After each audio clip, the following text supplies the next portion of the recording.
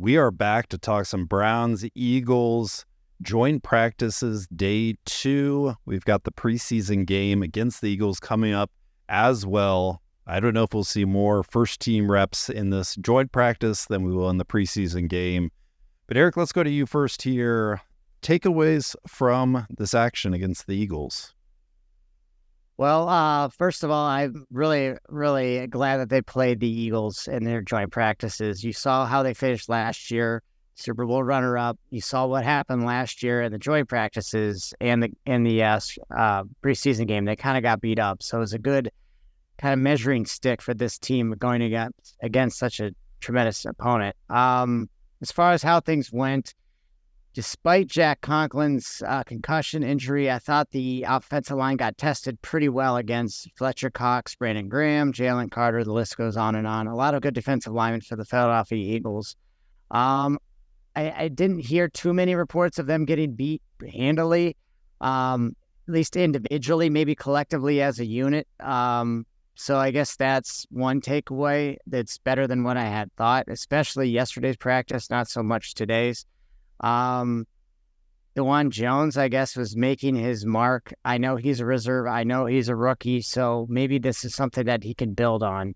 I hope this is one thing that all the offensive linemen can build on, because they will be facing a TJ Watt and several other tremendous players from our division that we kind of have to keep an eye out for 17 weeks plus. So that was good to see. The skill positions like Denzel Ward going against Devontae Smith was a good matchup for both teams. I feel like they kind of had, touch and go for both sides. Some one side won one side won the other. So, you're not going to win all the time, but you're going to be going up against T. Higgins, Jamar Chase, and some of the good players for the Bengals in week 1. So I think this is a good test for the defensive backs. And I believe Greg Newsome was inserted back into the practice this week, as he had been out last week. So, again, good to see these repetitions with some tremendous competition for the Browns. One thing I would have liked to have seen, but I understand this is the NFL and there's going to be injuries, is I like to see how both teams' running attack went against the other teams.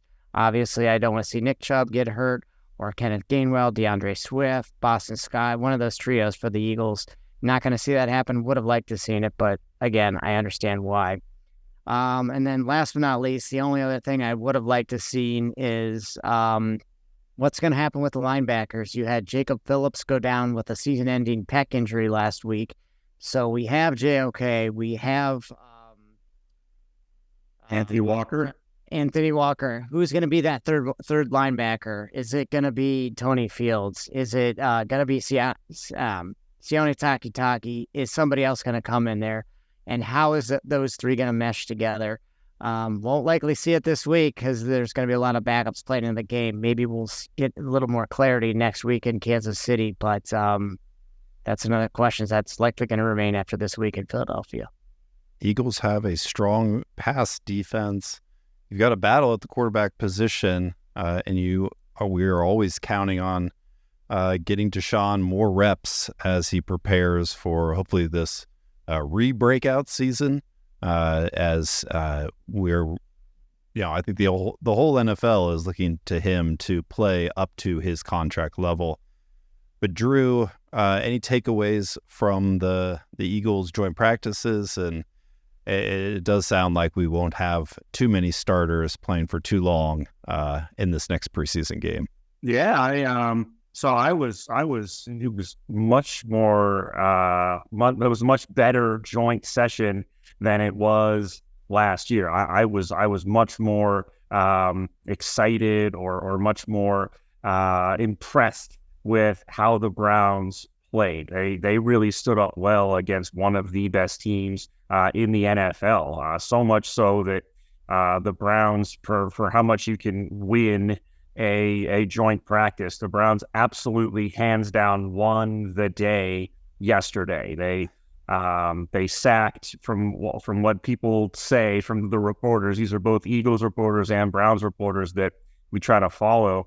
The first team defense sacked Jalen Hurts something like 7 times in the 11-on-11 drills. They talked about how maybe the Eagles reporters talked about maybe the Browns needed a slight improvement at defensive coordinator. Of course, Jim Schwartz was their defensive coordinator when they won the Super Bowl, beating Tom Brady and the Patriots in that one. So they know Jim Schwartz well. They know he's an excellent coach.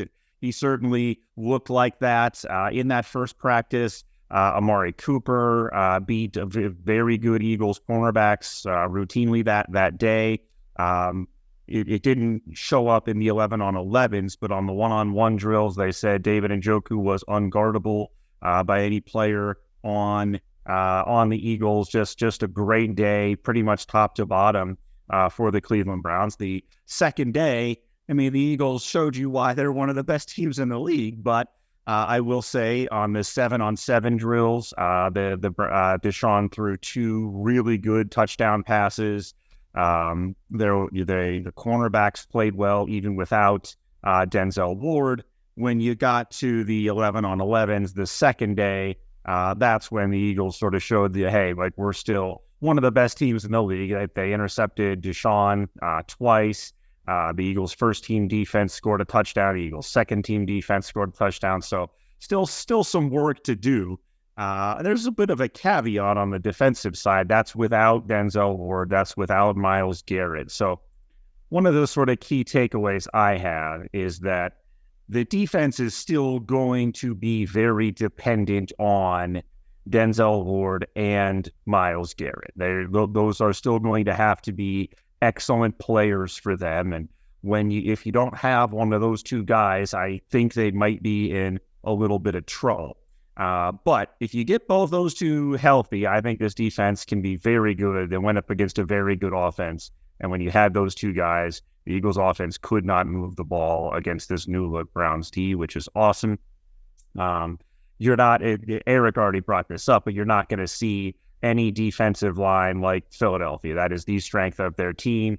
When you saw the 11-on-11s, when the offense was able to hold them at bay, they were good. They were unable to do so in the second day. So still some work to do on the offensive line, but that's who you want to test it against. That's who you want to see them go against. And with those 7-on-7s, with the 11 full team drills yesterday, 7-on-7s today, it was clear that Deshaun Watson, when he is good, he still has a very high ceiling. He was making excellent throws. He was the reason that the offense moved the ball. He put it to places they had to be. Coverage was still excellent. The Eagles have a very good defense, but Deshaun Watson was able to beat them yesterday and in the 7-on-7s today. So, that is exciting to see. If he can become something close to what he was at his peak, this team can be really good. And I think they showed that in 1.5 days of practice, despite ending on a really tough note against one of the best teams in football. So does FanDuel accept bets on joint practices?